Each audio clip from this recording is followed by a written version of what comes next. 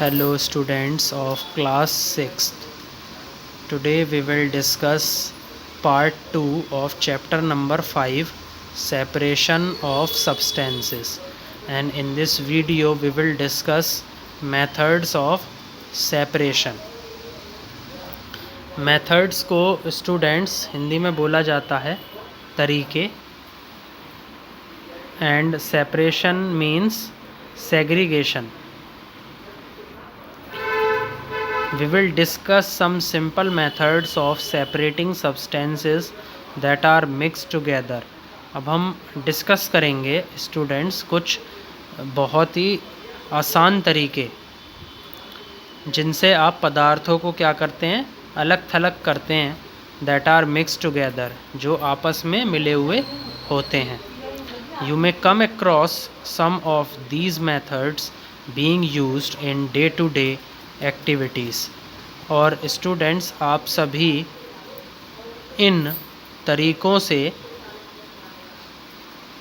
अवगत होंगे जो कि उपयोग में लिए जाते हैं रोज़मर्रा की ज़िंदगी में. ओके. और जो या फिर जो हमारी दिन पे दिन जो हम कार्यकृति करते हैं उसके अंदर हम इन तरीक़ों को उपयोग में लेते हैं. तो सबसे पहले हम फर्स्ट मेथड डिस्कस करेंगे सेपरेशन का. वो है हैंड पिकिंग. हैंड पिकिंग का मतलब है हाथ से उठाना.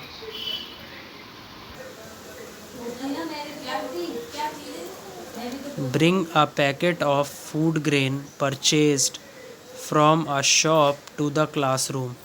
स्टूडेंट्स आप क्या करिए, अनाज का जो पैकेट है उसको किसी दुकान से ख़रीद लीजिए और उसे क्लासरूम में लेकर के आइए. Now spread the grains on a sheet of paper. अब जितना भी अनाज है उसको एक शीट ऑफ पेपर यानी कि एक कागज़ पे आप उसे फैला दीजिए. Do you find only one kind of grain. क्या आपको केवल एक प्रकार का अनाज ही दिखाई दे रहा है on the sheet of paper, कागज़ पर. Question arises here. Are there pieces of stone, husk, broken grain and particles of any other grains in it. या उसके अंदर कंकड़, छिलके और जो अनाज टूटा हुआ है उसके टुकड़े और जो पार्टिकल्स हैं अन्य अनाज के, क्या वो उसके अंदर हैं. The question arises here. Now remove with your hand the pieces of stone, husk and other grains from it. अब क्या करिए स्टूडेंट्स, अपने हाथों से जो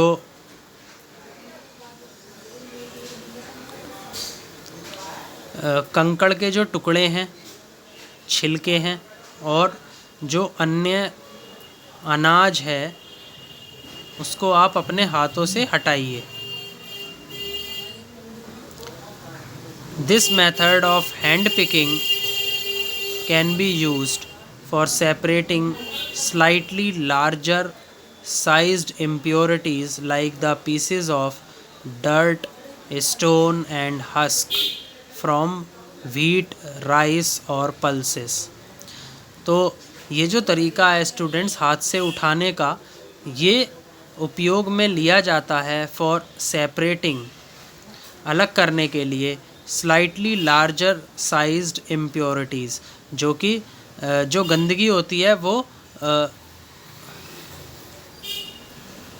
जो बड़ी गंदगी होती है उसको अलग करने के लिए. Like the pieces of dirt, stone and husk from wheat. इसके अंदर एक तो स्टूडेंट्स जो धूल के टुकड़े हैं, जो कंकड़ हैं उनके टुकड़े हैं और जो छिलके हैं, गेहूं के जो छिलके हैं, गेहूं के, चावल के और जो पल्सेस हैं उनके जो छिलके हैं, तो इन सभी को अलग करने का ये क्या है, एक तरीका है, हैंड पिकिंग, मतलब हाथ से उठाना। The quantity of such impurities is usually not very large.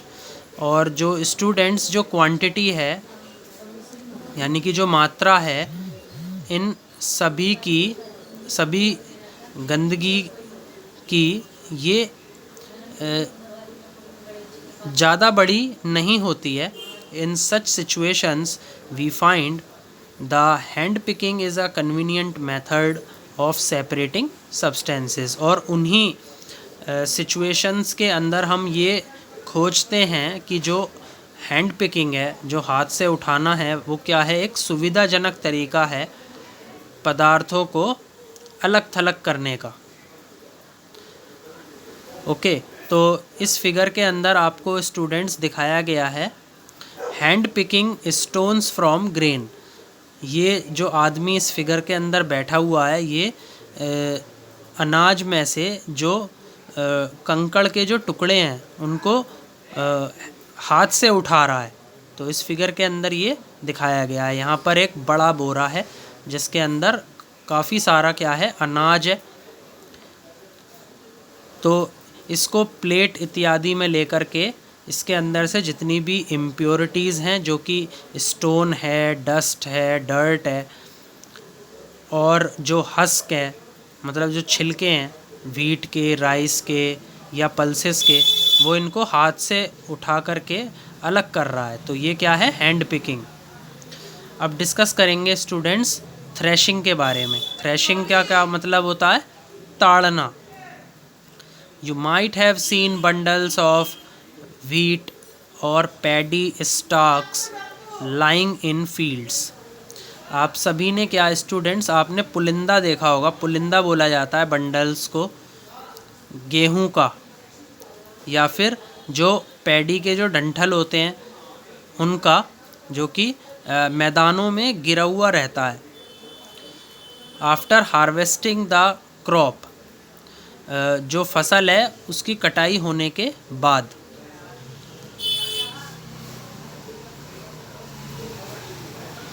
Stocks are dried in the sun before the grain is separated from them.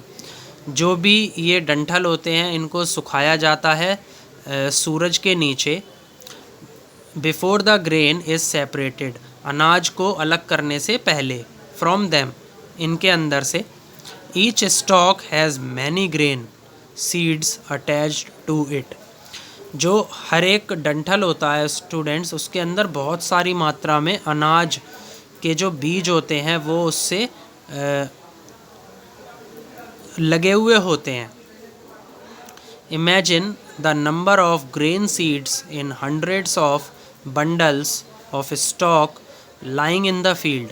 अब आप कल्पना कीजिए, जो अनाज के बीज जो कि सौयों मात्रा में उसके अंदर लगे हुए हैं, उस पुलिंदे के अंदर ऑफ स्टॉक, डंठल वाले जो पुलिंदे हैं जो कि फील्ड के अंदर लेटे हुए हैं। How does farmer separate grain seeds from those bundles of stocks.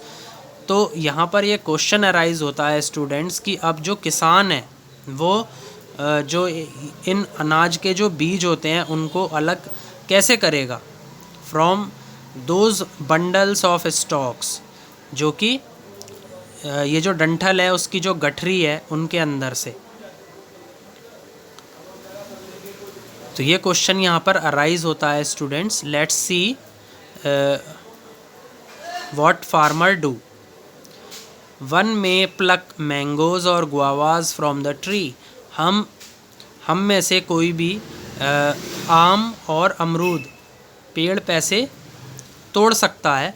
But grain seeds are much smaller than mangoes और गुआवाज। लेकिन जो ये अनाज के बीज होते हैं ये बहुत छोटे छोटे होते हैं मैंगोज से और गुआवाज से। So plucking them from their stalks would be impossible. इसीलिए इनको डंठल में से तोड़ना नामुमकिन होता है। How does one separate grain seeds from their stalk. अब यहाँ पर यह क्वेश्चन अराइज होता है स्टूडेंट्स कि हम किस तरीके से इन अनाज के बीजों को अलग करेंगे फ्रॉम देयर स्टॉक्स, उनके डंठलों से। तो इसका सिंपल आंसर है students, the process that is use to separate grain from stalks etcetera is threshing. तो उस प्रतिक्रिया का नाम है थ्रेशिंग, यानी कि ताड़ना। तो उससे हम क्या कर सकते हैं, जो अनाज है वो हम डंठल से अलग करते हैं। In this process the stalks are beaten to free the grain seeds. इस प्रतिक्रिया के अंदर जो डंठल होता है उसको पीटा जाता है और फिर उसमें से जो अनाज के बीज हैं उनको अलग कर दिया जाता है, जैसा कि फिगर 5.4 में दिखाया गया है। फिगर 5.4 में एक फार्मर है, वो क्या कर रहा है, यहाँ पर क्या है, बंडल्स हैं वीट के उसके हाथों में। तो उसको क्या कर रहा है, वो पीट रहा है। तो पीटने से वो क्या कर रहा है, जो उसके अंदर से जो ग्रेन सीड्स हैं, अनाज के जो बीज हैं वो क्या हो रहे हैं, अलग हो रहे हैं। So this process is called as threshing. Sometimes threshing is done with the help of bullocks.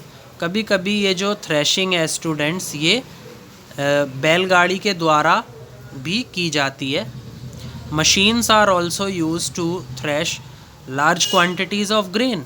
और इसके लिए मशीन्स का भी उपयोग किया जाता है, जिससे बहुत बड़ी मात्रा में हम जो अनाज होता है उसको ताड़ते हैं। Okay,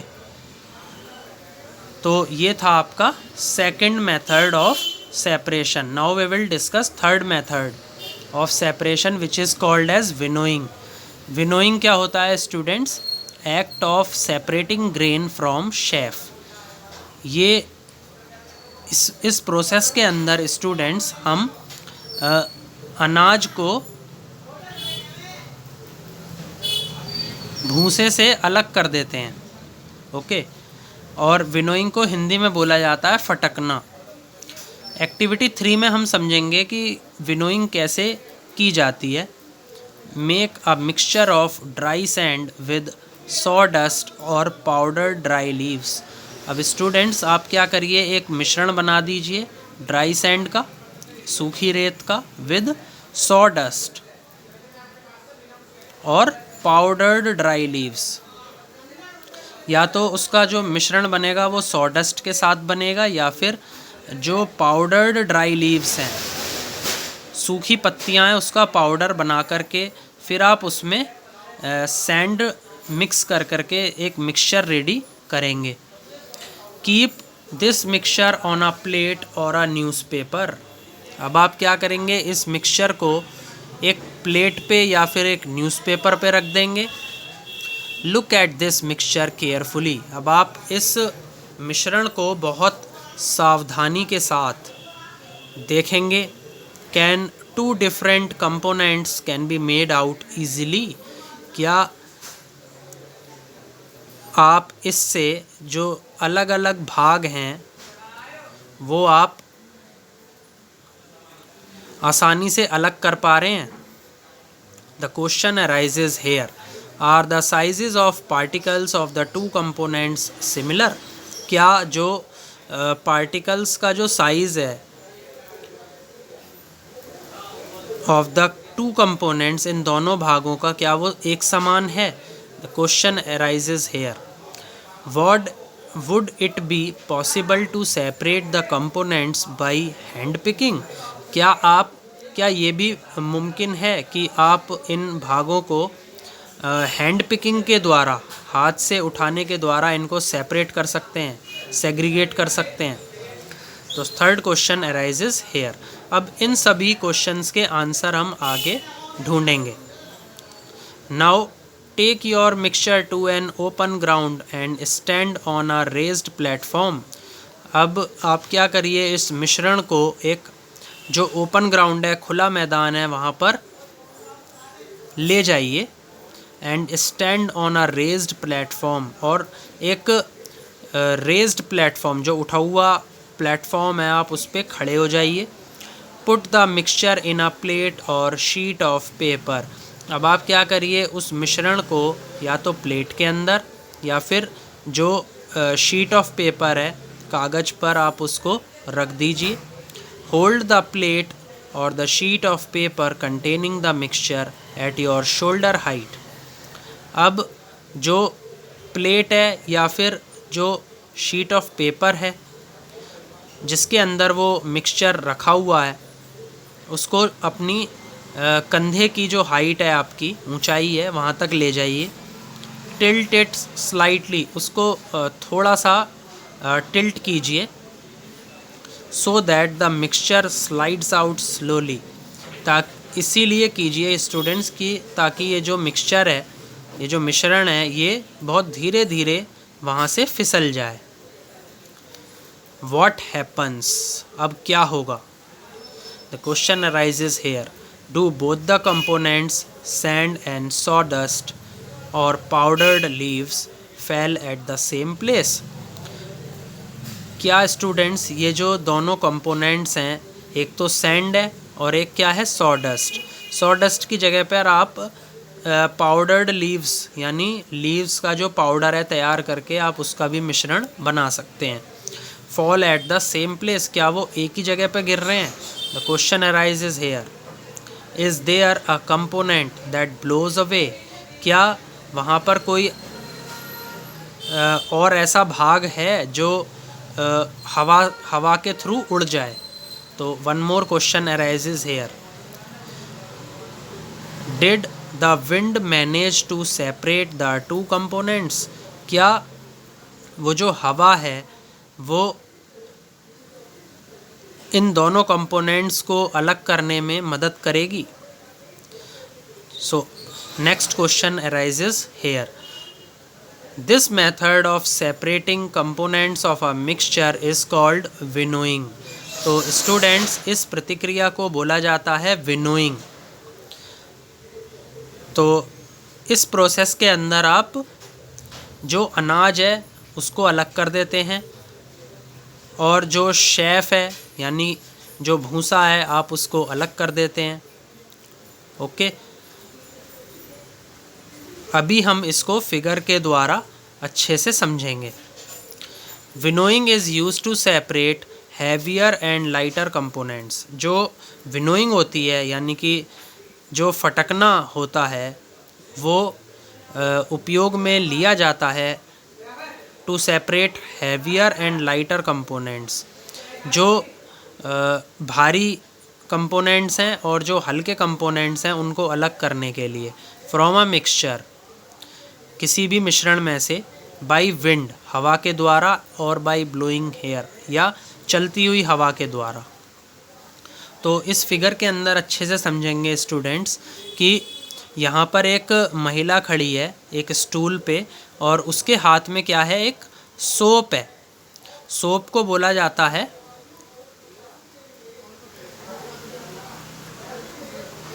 winnowing basket. ओके, तो इसके हाथ में क्या है, ये विनोइंग बास्केट यानी ऐसी टोकरी है जिसके अंदर से क्या प्रोसेस होगा, विनोइंग का प्रोसेस होगा। यहाँ से कि ये क्या दिखा रखा है students, direction of the air, या इधर साइड में ये आपका हवा की जो है दिशा दिखा रखी है। तो यहाँ पर नेक्स्ट आपको शो किया हुआ है हस्क। हस्क का क्या मतलब होता है, छिलका। तो ये छिलका अलग निकल रहा है हवा की वजह से। और यहाँ पर आपका ये क्या गिर रहा है, ग्रेन यानी कि अनाज। तो अनाज आपका इधर आ गया और जो छिलका हुआ या फिर डस्ट डर्ट हुई, स्टोन्स हुए, जो भी उस अनाज के अंदर हैं वो सब हवा से इधर आ गए। तो जो हैवियर कंपोनेंट है, जो कि क्या दे रखा है आपको, अनाज, हैवियर कंपोनेंट ये अलग हो गया। लाइटर कंपोनेंट जो कि यहाँ पे क्या है, हस्क, वो क्या हो गया, अलग हो गया। तो इस प्रोसेस में हम हैवियर कंपोनेंट्स और लाइटर कंपोनेंट्स को क्या करते हैं, हवा की मदद से उसको अलग अलग कर देते हैं। ओके, तो इस प्रोसेस को क्या बोला जाता है? विनोइंग। ओके, ये इस फिगर के अंदर दिखाया गया है। अब स्टूडेंट्स आगे बढ़ते हैं इस चैप्टर में। This method is commonly used by farmers to separate lighter husk particles from the heavier seeds of grain. Figure 5.5। जैसा कि मैंने अभी आपको बताया कि इस तरीके में क्या होता है स्टूडेंट्स कि जो फार्मर है, जो किसान है, वो जो हल्के हल्के हस्क पार्टिकल्स होते हैं, हल्के हल्के जो छिलके के जो कण होते हैं, उनको अलग कर देता है। और किन से? इनको जो अनाज के जो बीज होते हैं, जो कि भारी होते हैं, उनसे अलग कर देता है। तो इस मेथड को बोला जाता है विनोइंग। ऐसा आपको फिगर 5.5 में दिखाया गया है, जो कि हमने अभी डिस्कस की थी। The husk particles are carried away by the wind. और जो जितने भी जो भूसे के जो कण हैं, वो हवा के द्वारा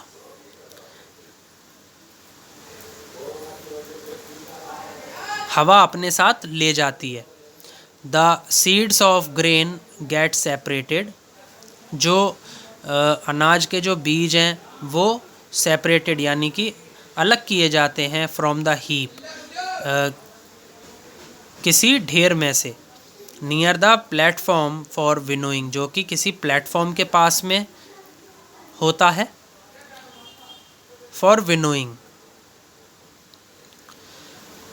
और इस प्रोसेस को बोला जाता है winnowing. The separated husk is used for many purposes such as fodder for cattles. और ये जो अलग किया गया छिलका है, ये इसके भी काफ़ी सारे क्या होते हैं? उद्देश्य होते हैं। और वो उद्देश्य क्या क्या होते हैं कि ये जो छिलके होते हैं जो अलग किए जाते हैं इस प्रोसेस के द्वारा, वो क्या बन जाते हैं? पशुओं का चारा बन जाते हैं। ओके, तो अब हम डिस्कस करेंगे सीविंग। सीविंग को बोला जाता है स्टूडेंट्स छलनी से छानना। Sometimes we may wish to prepare a dish with flour. कभी कभी हम चाहते हैं बनाना किसी डिश को with the help of flour. किससे? आटे से। We need to remove impurities and bran that may be present. हमें ज़रूरत होती है जो भी गंदगी है उसको हटाने के लिए। और जो चोकर होता है उस आटे के अंदर जो उपस्थित होता है, जिसे बोला जाता है चोकर, उसको हटाने के लिए इन दोनों चीज़ों को हटाने की हमें क्या होती है? ज़रूरत होती है। तो अब हम क्या करें? What we do? The question arises here. We use a sieve and pour the flour into it. हम क्या करेंगे? एक छलनी का उपयोग करेंगे और उसके अंदर कुछ आटा डाल देंगे, जैसा कि फिगर 5.6 में दिया गया है। तो फिगर 5.6 में दिया गया है, बहुत अच्छा प्रोसेस है, that is called as sieving. तो सीविंग को बोला जाता है छलनी से छानना। यहाँ पर क्या है? इन हैंड्स में क्या है? ये सीव है। सीव के अंदर आपने आटा डाल रखा है और फिर आप क्या कर रहे हैं? उसको छान रहे हैं आटे को। तो ये ऐसा इस फिगर के अंदर दिखाया गया है।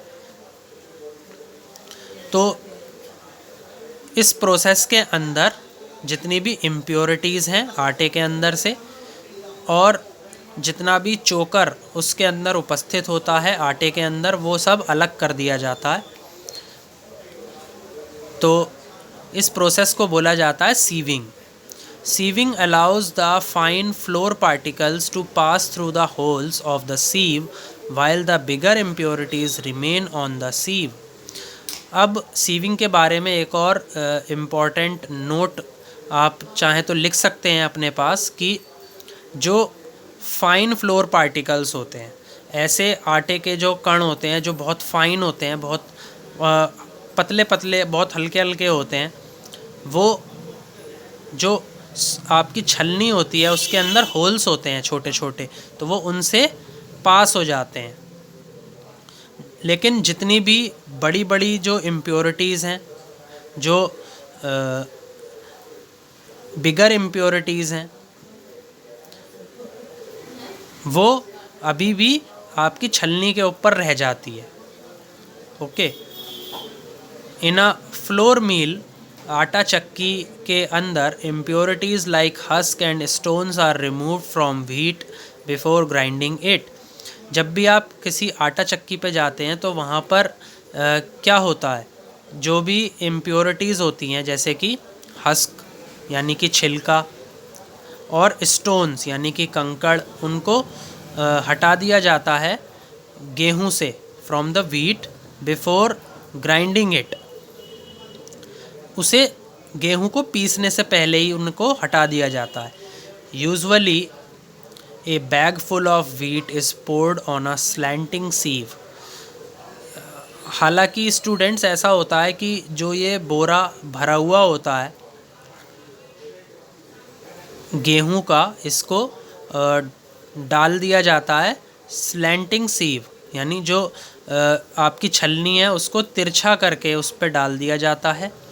The sieving removes pieces of stone, और ये जो सीविंग है ये क्या करती है, उन कंकड़ पत्थर को हटा देती है। स्टॉक्स यानी जो डंठल होते हैं उनको अलग कर देती है, एंड हस्क जो छिलके होते हैं उनको भी अलग कर देती है। दैट में still remain with the wheat.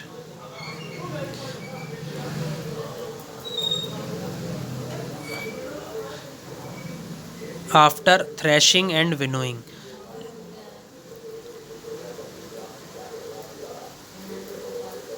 तो जब आप थ्रेशिंग करते हैं या और आप विनोइंग करते हैं तब भी आपके गेहूं के साथ में ये सभी इम्प्योरिटीज़ रहती हैं। लेकिन जब आप सीविंग करते हैं तो ये सभी इम्प्योरिटीज़ अलग हो जाती हैं, हट जाती हैं।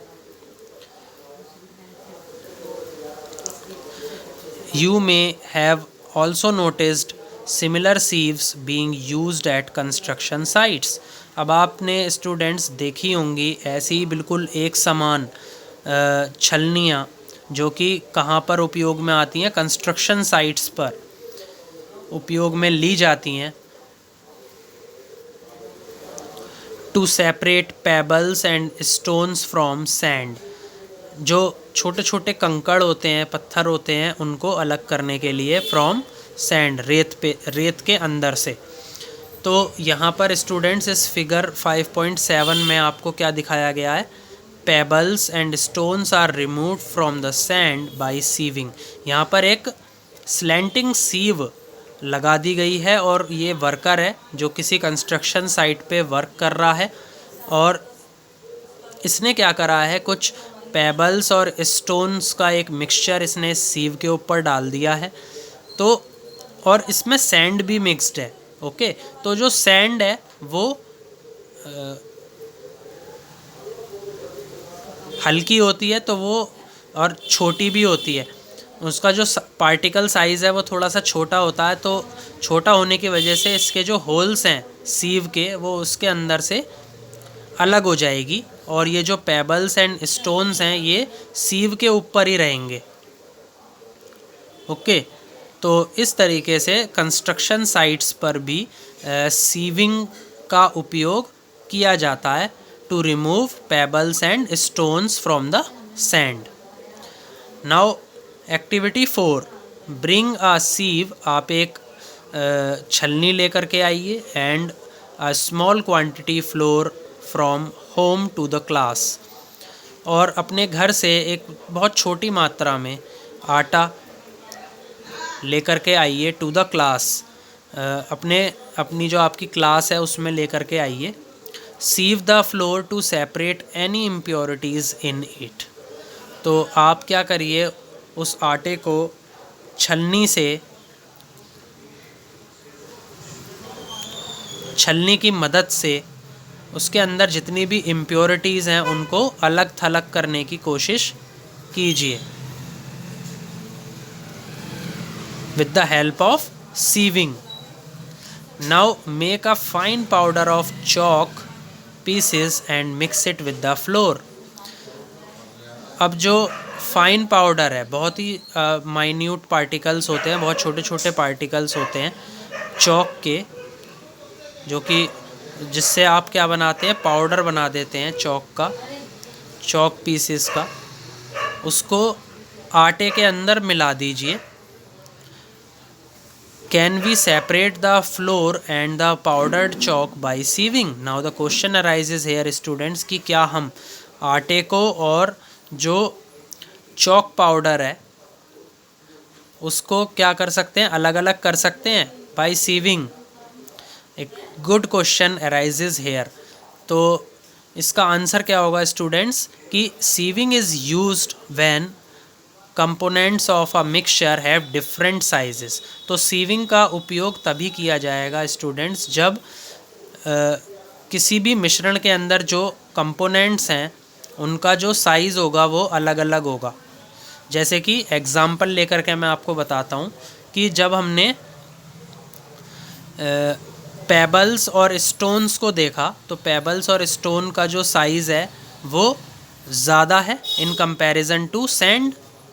तो जो लाइटर इम्प्योरिटी है या जिसका साइज़ कम है वो जो सीव के अंदर जो होल्स होते हैं वो उनसे पास होकर के अलग हो जाएगी, और जो हैवियर कंपोनेंट्स हैं वो सीव के ऊपर ही रह जाएंगे.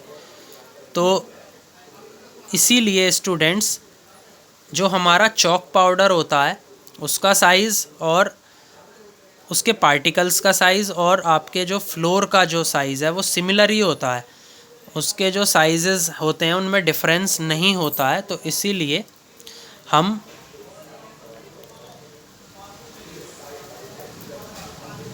पाउडर्ड चॉक को फ्लोर से सेपरेट नहीं कर सकते, आटे से सेपरेट नहीं कर सकते बाई सीविंग, क्योंकि सीविंग का इस्तेमाल वहीं पर ही किया जाता है जहाँ पर किसी भी मिश्रण के अंदर बहुत अलग अलग आकार के कंपोनेंट्स लिए जाते हैं. ओके, तो आई थिंक स्टूडेंट्स आपको ये सभी मेथड्स ऑफ सेपरेशन समझ में आए होंगे. Please like, share and subscribe my video. Thank you.